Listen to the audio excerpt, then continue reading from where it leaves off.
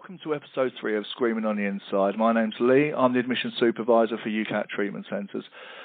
So this episode, we're very pleased to invite into the podcast the manager of our Sanctuary Lodge Rehab, Jenna Veerapen. Jenna has 15 years of experience working in the field of psychology. Jenna brings with her a wealth of experience and passion to the conversation. We're very pleased to have her here. This episode, Bridging the Gap, is understanding what needs to be done when somebody leaves treatment and returns home to the normal pattern of living. So thank you for joining me today, Jenna. You're welcome. Thank you. So today's going to be a little different to our previous podcast. So we've had ex-clients with us before who have discussed their experience of being in treatment and actually leaving and what it's like to lead a life clean. And you're coming from a different standpoint of being the manager of the centre and actually working with the clients. So when clients come in with you, and it must be very daunting for them to actually enter the treatment centre and going through the process with you guys, when they leave treatment and go back to the normal life, what would be waiting from the outside? Why is it so important to have a recovery program in place when they leave treatment? I think the reason why it's so important is what we try and teach them while they're in treatment is that this isn't a short-term thing. This isn't a 9-to-5 thing. This is for the rest of your life. So this is about changing kind of every aspect of your life to make sure that you're kind of the priority, because if you're the priority, you can then be there for other people. It just gives them a bit of structure, and that's the thing that they've missed before they come into treatment with us. Having a routine, having something in place that they know they can take 5 minutes out for themselves, and it doesn't have to be an hour, it doesn't have to be 3 hours, it can just be 5 minutes to ground themselves, check in with themselves most importantly, and then feel a bit more courage and strength to carry on again. Yeah, no, of course. I think self-love is a very big part of recovery, and I like what you say about the small things, because I've heard it's not the mountains that trip you up in recovery, it's the molehills, and it really is like that. When clients are with you, they get a really good structure, don't they? So I know you're very structured within the rehab program. Moving out past that point, would a lot of them follow that structure? Would they develop their own coping strategies? We kind of we have a template, and it's then for the individual, because everyone is an individual. Everyone is going out to different situations and different scenarios. It's then about trying to bring in that balance for them, because what might work for me is not necessarily going to work continuously going for someone else. Someone might need to go to 2 meetings a day, someone might need to go to 1 meeting a day. It depends on the rest of the things that they have. So we try and give them like a template to kind of work off and start planning how they can, so they're not living in the future, because we really do encourage them to stay in the day, but making a plan is also really important, so they know what tools they've got in their toolbox to kind of fall back on. Yeah, it's very important. One of the things I suppose I've learned from my own personal recovery program and my journey in recovery is, in addiction, I lived in the past an awful lot. I had a lot of regrets around the past. I think a lot of people do by the time they get to the stage where they're coming into treatment and they're getting clean. But I also lived in the future a lot, so I had a lot of regrets around the past and worry about the future, and I'm in constant turmoil stuck between the two, and never really appreciated what was going on today. So one of the gifts for me most definitely has been the ability to live in the moment, right here and right now, because I can only stay clean today. I've only ever lived my life right in the moment, and being able to do that in recovery was certainly one of the biggest gifts that I've actually ever been given. Yeah, and it is. You're absolutely right. In a lot of the ways that we describe it to clients, when you're living in the past, it's often depression. When you're living in the future, it's often anxiety. Neither one of them is going to give you anything that's rational. It all becomes irrational. So being in the present moment just allows you to kind of focus on actually what's in front of you, what you can control, rather than trying to look at things that you have no control over, people, places or things. So as much as you can have a plan, that's not always going to be 100% foolproof. No, very true. Very true. And do you have any involvement with the alumni side of things when people leave treatment? We do link people in obviously with the alumni, and we do promote that quite a lot because it is really important. And we've had some events here. We've had a Christmas party, and then there's been a few other events, obviously before COVID came into play, where we just think it's really important to just have those events and normalise some things. We went to the Christmas party, obviously the year before last, and a lot of graduates were invited to that, and it was really, really interesting to see how people reacted really differently to it. They hadn't danced sober and clean, and they were nervous, and being around lots of people in an environment, and others were really enjoying that kind of just freedom to remember what was happening and be a part of it, and the belly laughter that didn't require having a substance in them. Yeah. It's an amazing thing to see. And it must be lovely for you as well, because you get to see them at the point of entry when they come, clients come into treatment, and then seeing the difference at something like a social event. It must be lovely for you to see. Yeah, it is. It's a real privilege to be a part of that journey, because it's never plain sailing. And I remember someone saying to me once, you don't get a good sailor because they sail the smooth waters. A good sailor is someone that knows how to ride the waves and still survive. And that's a lot like people going through their addiction and their recovery. If it's plain sailing, something's not right, because that's just not life. It's full of ups and downs. There's good days, there's bad days, there's in-between days. And it can change minute to minute, so it's about living life on life's terms. Yeah, I agree. I've spoken to people about this, because I always, I have difficult days the same as everybody else in recovery. And speaking to my sponsor, actually, and he says you grow through the difficult times. And it is so true. When everything's going well, I don't really need to do a lot in recovery. I'm able to stay clean and do okay. It's when things get more difficult and the water is a little choppy, I really have to put some action in, and they're the times that I do grow. In terms of, because I'm getting more coping mechanisms, I think, during them times. I'm getting more skills on what to do when the difficult times do arise. And what you say about life on life's terms is very true. Life is going to happen to people when they leave treatment, and they're going to need the tools to deal with it.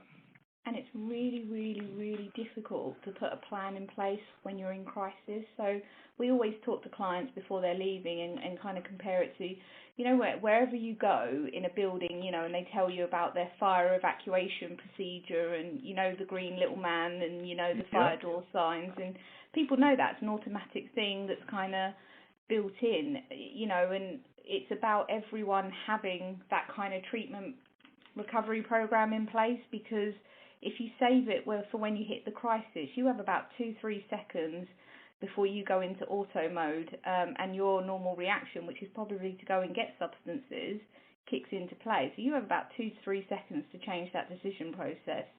So and that is not the time to be thinking, well, who's my emergency person that I call? Where's my go-to support network, or my safe place? Because it's not enough time. So having an emergency plan and memorising that emergency plan and having a list of, we've all had those scenarios, we all rely on our phones these days. None of us remember phone numbers, but having a list and having a hard copy list of names and numbers that says, 15 people at least. So building up your recovery capital around you so you have that support there all the time. Absolutely. Yeah, and it sort of really brings us on to our next point. So, a lot of discussion amongst the alumni. So let's start again. So there's a lot of discussion amongst the alumni guys about what's the best practice post-treatment to help keep someone recovered or recovering, depending on which way you look at it. What are some of the most effective actions someone can put into place to remain abstinent after leaving treatment? For us, one of the main things that we do promote is the 12 steps. Going to a meeting is really, really important, and we hear it all the time that it's, I haven't got time today, or even on the same day that they're leaving treatment, I won't go to one tonight, because I've planned a takeaway with the family, and, and I've got all of these amends to make, and I really just want to catch up and spend some time with them. And it's like, so prior to coming into treatment, you could spend 20, 23 hours on your addiction, Now we're asking you to spend an hour, maybe 2, on a meeting, and it's become impossible. Yet that's the thing that will probably keep you connected to people, and connection is the best way to beat addiction. You're starting to come up with the excuses already, and it is just thinking about, is this worth your life? Because that's, for every addict, that's what they need to think about, those decisions. Is this worth my life, not going to a meeting? Is this worth my life, not picking up, because ultimately that's what can happen. Yeah, I agree. I think in terms of you're very right, addiction is chronic and progressive, and if left untreated, in a lot of people it is fatal. And if you said to somebody, you have cancer or some other life-threatening condition, and you have to go to your chemotherapy, your radiotherapy, you can bet they wouldn't miss it. Yeah.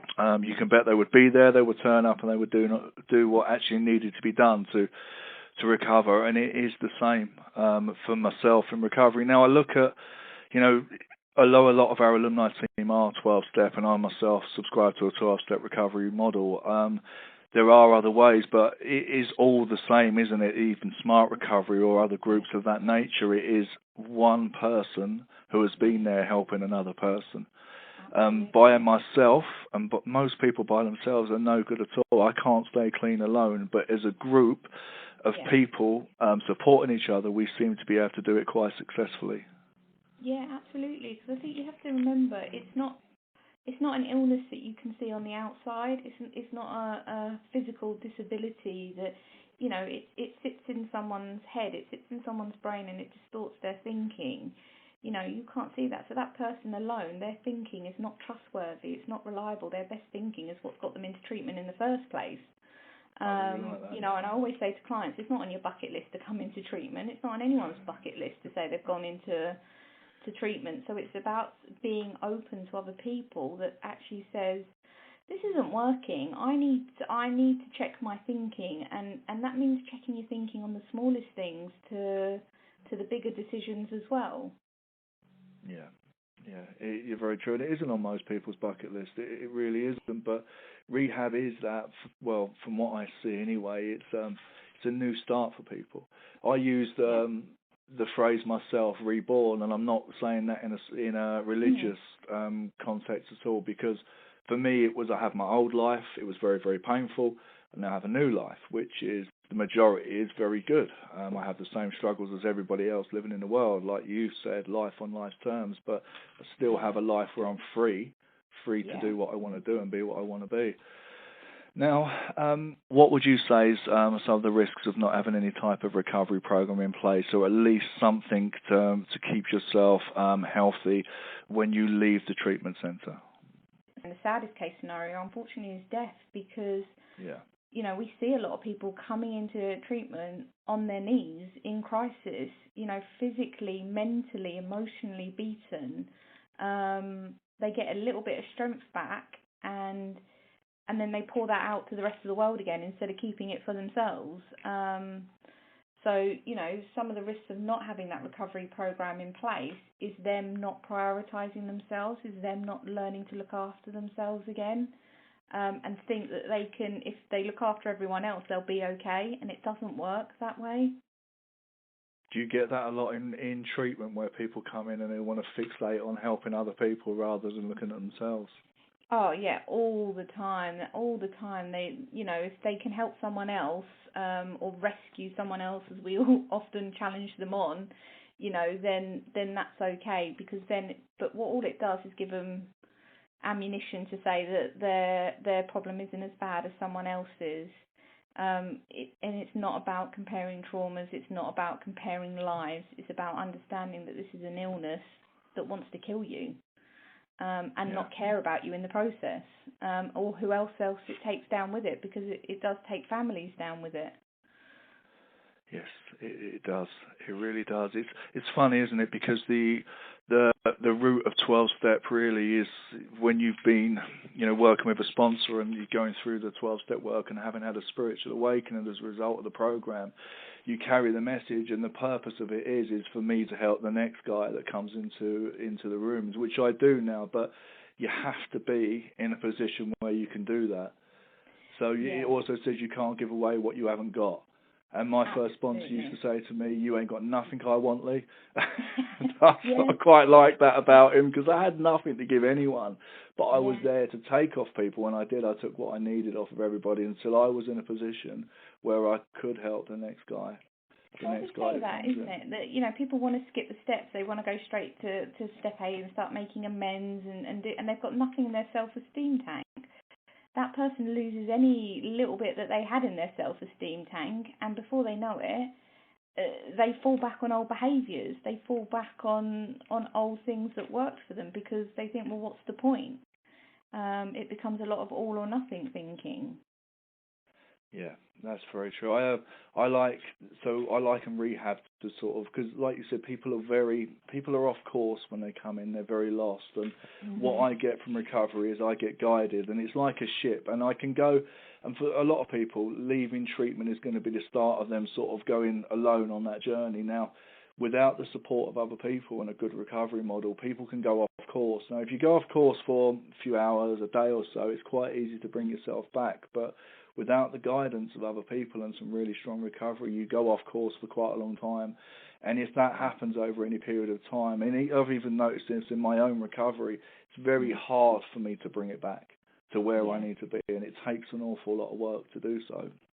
Yeah, and I think, you know, like you said it before, and you know, we often use the analogy, you know, like when you're 1 day clean, 2 days clean, that's like having a 2-day-old baby. Would you put a 2-day-old baby in a pub?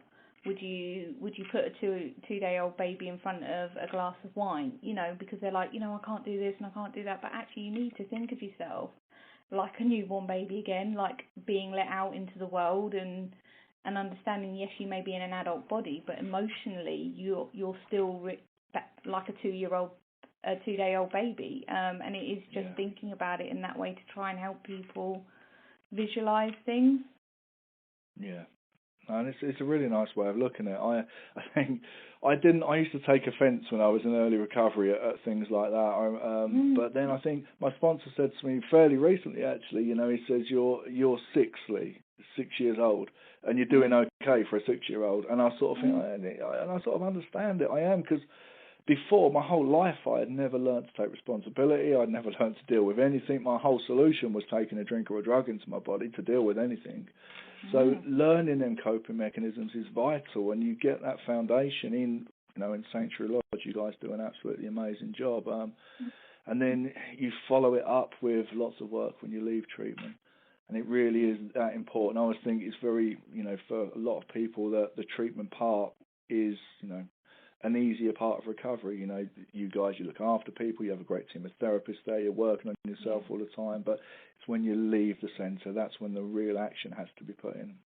Oh, absolutely. You know, for a lot of clients coming into treatment with us, it's their first healthy relationship with someone that's got boundaries, that's got, you know, care in there as well. But it's often their first healthy relationship that they've had with someone.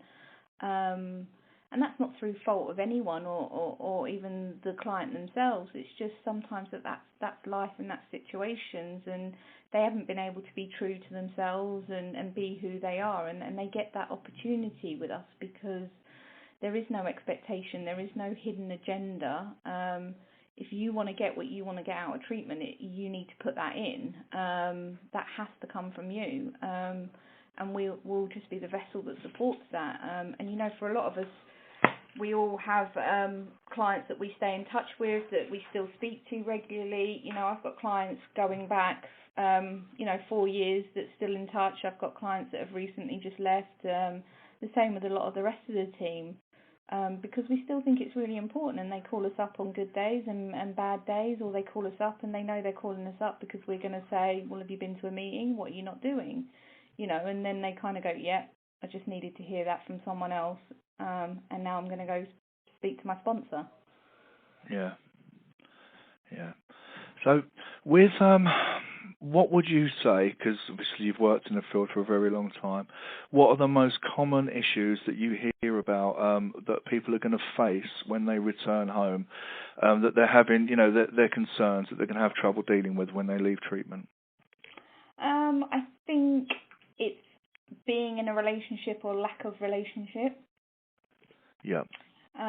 It's work, and it's often a feeling of loneliness.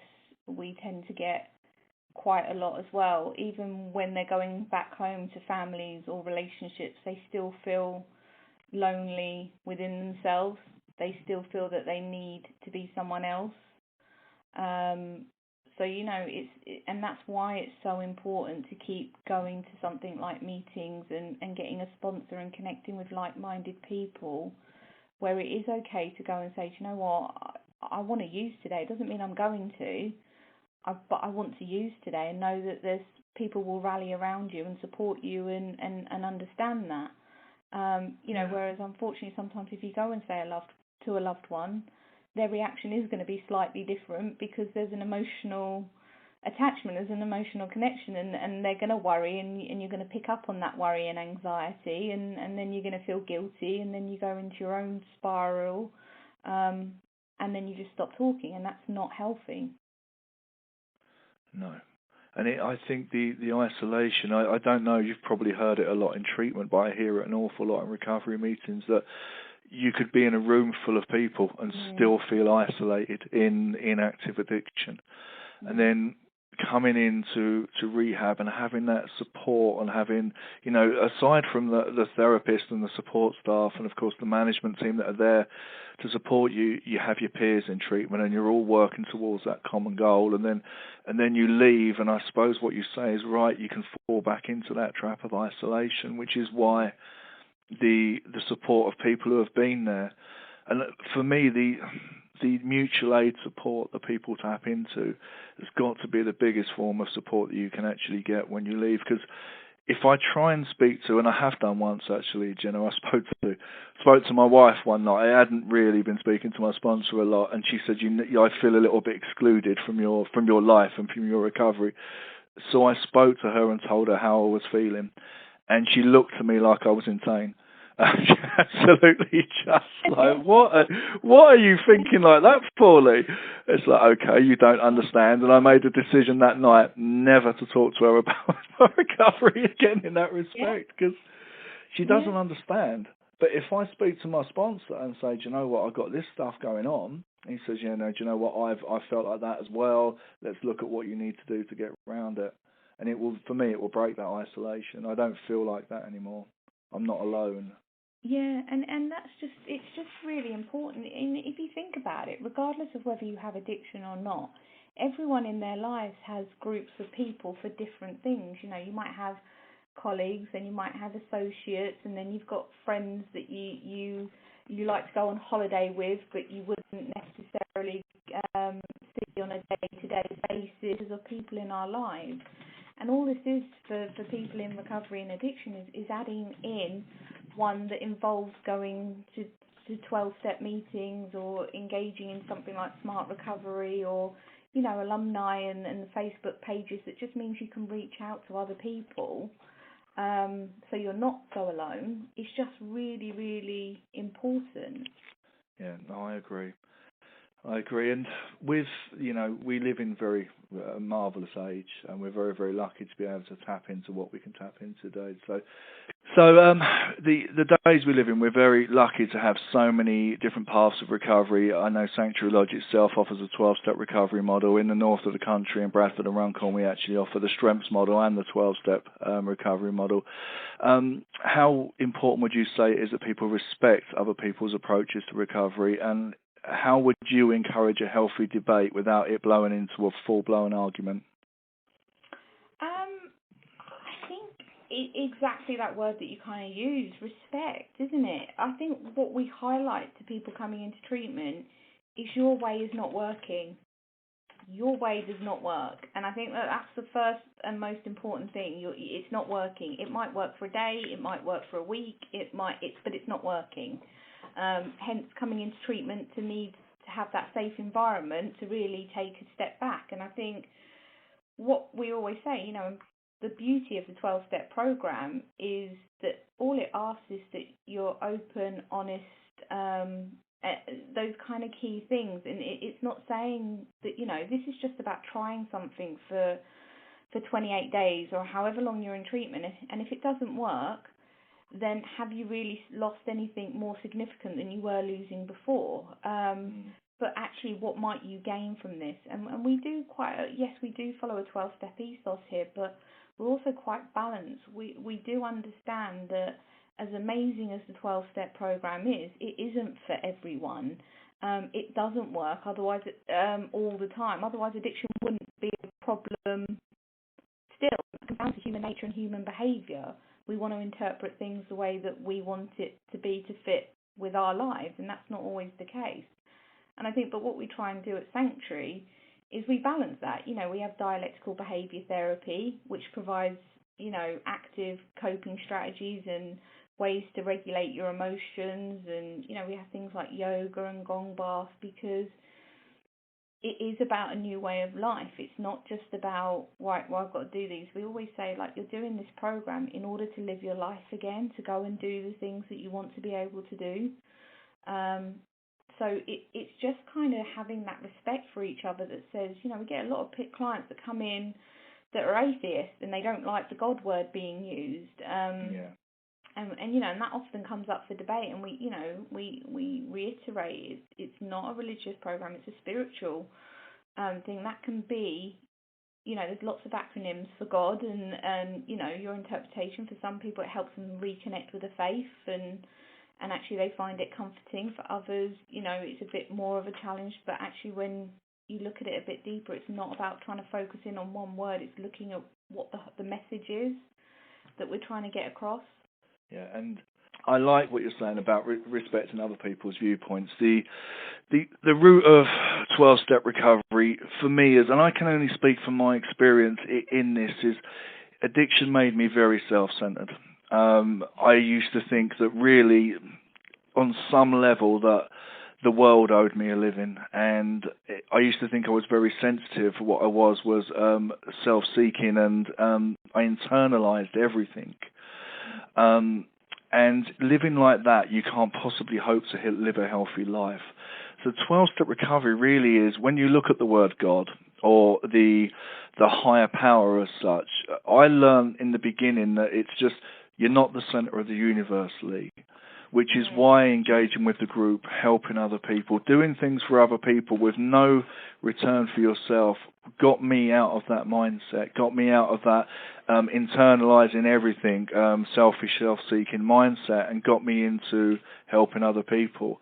And the root of 12-step is, for me, is to be a good person and treat other people as I'd want to be treated, and that's good enough. You know, and that's really the kind of foundations of all our group sessions. You know, we're not asking you to connect and understand everything, but it is about being respectful and just listening to someone's experience, listening to someone's story, and seeing what does fit with you, and not all of it always will, but it's just about being open. You know, my favourite saying in the fellowship, there's a reason why you've got 2 ears and 1 mouth.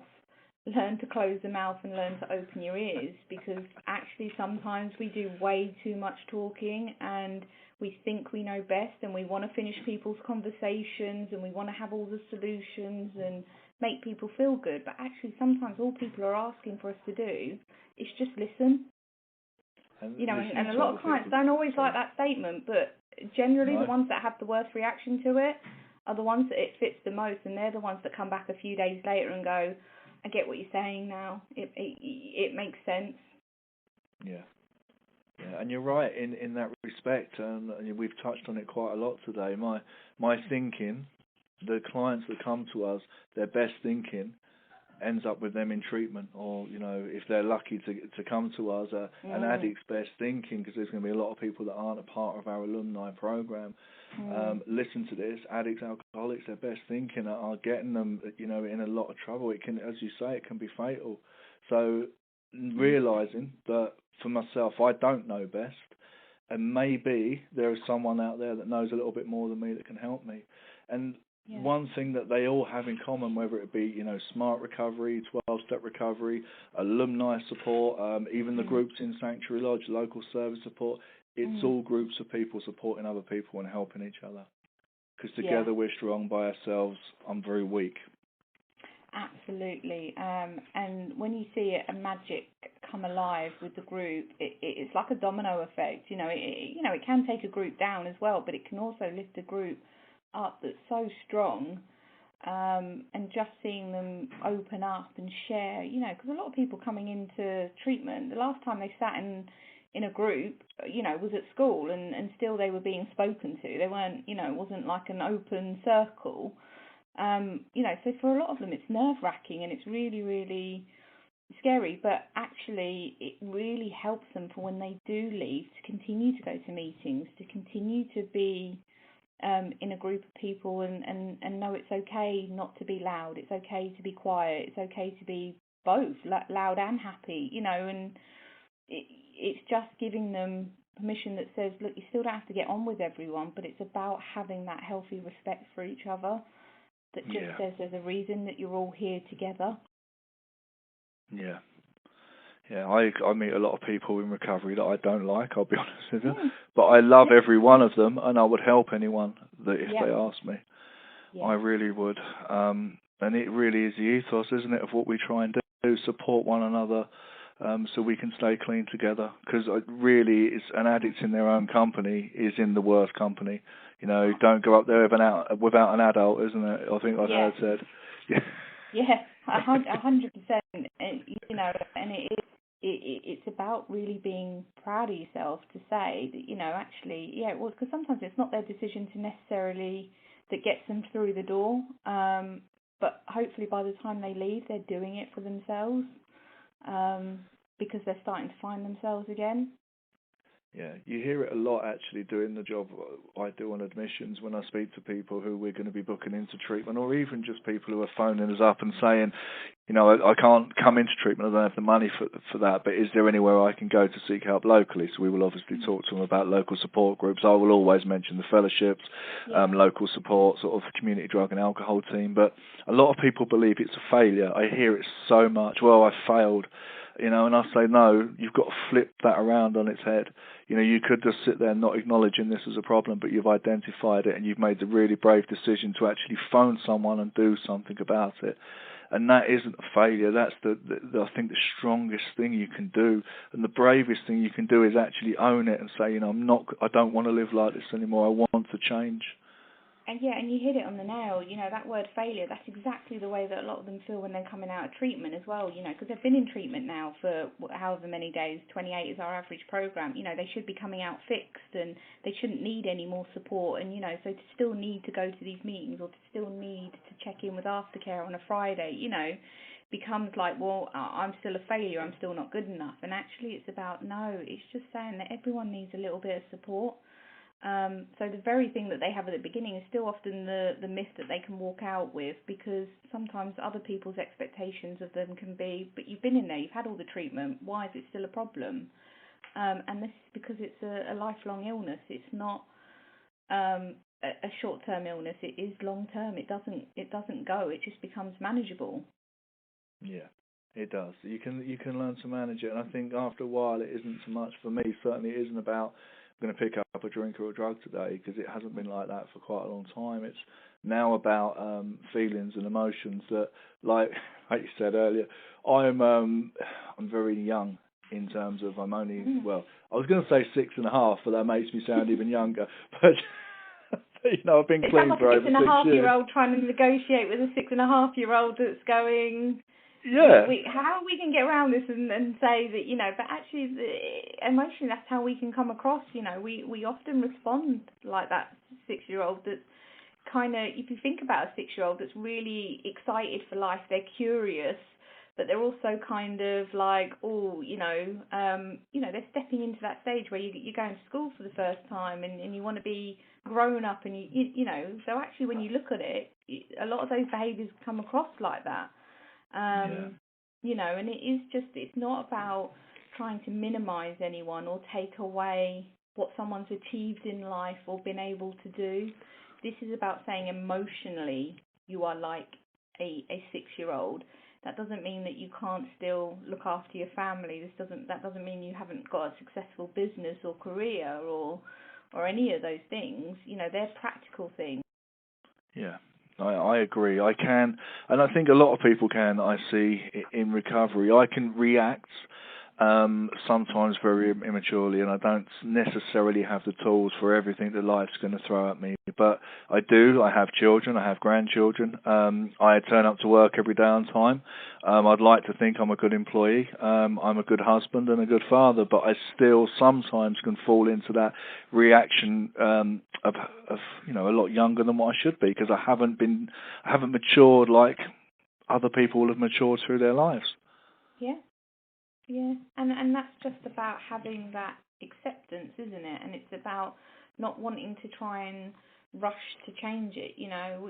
I use the Serenity Prayer a lot, and I always think that the biggest kind of thing about it is that wisdom to know the difference. There are things that we can change and we can't, and we can know that, but actually it's the wisdom to know when to do those and when not to, and actually that comes down to your emotional growth.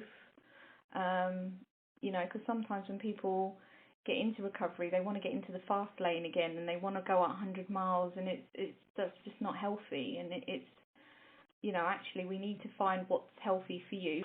No, very true, very true. Now, we have all different types of people from all different backgrounds coming through our services, and in general, we're going to be approaching, many resources for recovery. So, in your experience of seeing people come through, particularly women, when they leave treatment, what would you say are some of the most challenging experience facing women compared to men when they leave treatment, and what can they do to actually help themselves?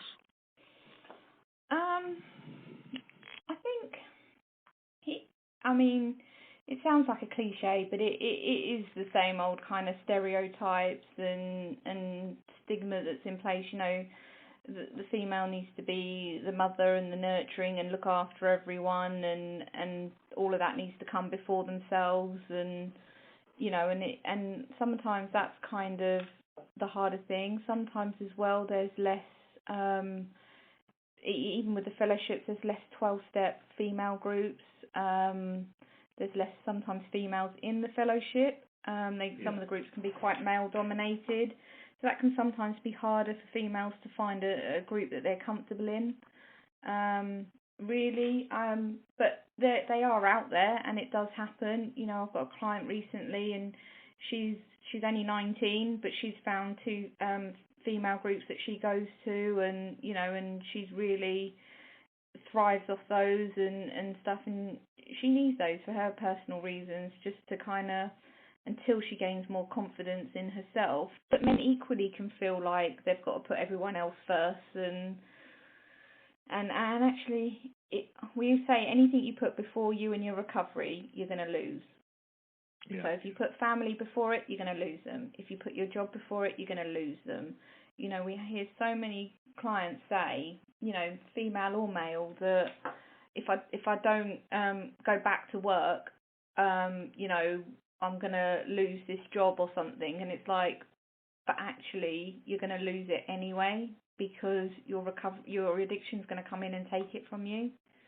So it's just really, really important. But it really varies from everyone. And like you say, everyone comes from different walks of life with different challenges and different experiences, and it's not about comparing those.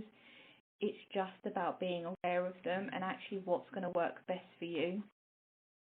Yeah, that's a very sensible and measured answer, I think. And you're right. I've sat in groups before. I remember one particular stands out where I'd done a share in a meeting about 3 years ago, and there was probably 30 people in there, and only one woman was in there, and it was her first meeting, and I can't even imagine what that experience must have been like for her, to sit down in a room full of men, her first ever experience of the fellowship. It must have been very difficult for her. But then I've sat in a meeting in St Albans. I went to a meeting there and shared, and there was probably 30 women in there, and they were all crocheting. And I felt like out of place. It was one of the lunchtime meetings. I thought they're not going to identify with my story at all. But people are going to face their own challenges, male or female, I think, when they leave, and it's finding what works. Women will find groups. There are a lot of female-only groups. There are a lot that are running, and more are popping up. More and more are coming up on Zoom as well, I'm seeing, because the way the world is at the moment, everything's being done on Zoom. So there are a lot of female-only groups. There's also a lot of male groups as well. There's a male group on Sunday morning, not far from Sanctuary Lodge, actually, where, believe it or not, we talk about totally different things than we would do usually in a mixed meeting. We're really getting in contact with feelings there. It's quite strange, actually, a group of guys sitting around talking like that. But it's good for, you know, male and female to be able to separate and sort of talk about things they don't feel comfortable talking about in front of the opposite sex. And I think it's about saying that that's okay, because we do exactly the same in groups. Sometimes when we notice that dynamic, you know, we'll separate it, and for group therapy, we'll have a separate group therapy session for the males and a separate one for the females, just if we notice that there's some different things coming up at that point, because sometimes it is needed. You know, it's not about trying to say men suffer more than females, or females suffer more than males. It's not about that. It's just about acknowledging that actually sometimes we all need a different space. Yeah, very true. And thank you. And what would be probably your one word of advice, or the best advice you could give somebody who's listening to this, who's struggling? I think that I would say, do you know what, if you're being honest with yourself, you already know something's going on, because you know you're struggling. So that's such an important thing to recognise. You know, we can minimise that, but actually if you're already making those steps without realising, and I think what I would just say is reach out to, you know, to a helpline, reach out to a service, reach out to the fellowship. It's just really, really important. Once you pick up that phone, it doesn't matter what you say, something will come out, and eventually, hopefully, that other person on the other end of the phone or face-to-face will help you make sense of it. Yeah. It'd be the best, for me, the best thing you can do. And one of the things that sort of kept me going in my early recovery is I didn't see somebody like myself ever getting clean, much less staying clean. It wasn't for people like me. I sort of resigned myself in the end that it was going to kill me. Yeah. And they just said to me, you know, give it 6 months. Do what we show you to do for 6 months. Then if you want to use that pain and misery and suffering, that's still waiting there for you, Lee. And and it was true. After 6 months, after even a little while, it got a lot better, and life continues to get better. It's a journey of discovery, and if there is anyone listening that's not sure, you know, give someone a call, reach out. It will be the bravest thing you can ever do. Well, Jenna, thank you so much for talking to me today. It's really encouraged me, to be honest, and I think that, you know, because I'm not going to get abroad this year, I might have a couple of weeks in Sanctuary to come along and just do a bit of good work on myself. Anytime, more than welcome. I sometimes think about giving myself a couple of weeks in Sanctuary as well, and just stepping out of the office and into a room, you know, because I think we all need it, you know. And, you know, the ethos of Sanctuary as well is work as a team. No one is greater or better than anyone else. That's how we work, and that's what the message that we try to pass on to the clients as well. Yeah. Yeah, thank you for, you know, all the work you do. I know you guys and yourself do a fantastic job there. So thank you for listening to Screaming on the Inside with our special guest, Jenna from Sanctuary Lodge. You can find our podcast on all audio platforms. Simply search Screaming on the Inside, a podcast by UKAT. We'd also love to hear your suggestions and topic ideas. If you'd like to feature on an episode or share your experience, you can email us at sotipod@ukat.co.uk. Well, Jenna, thank you. You're welcome.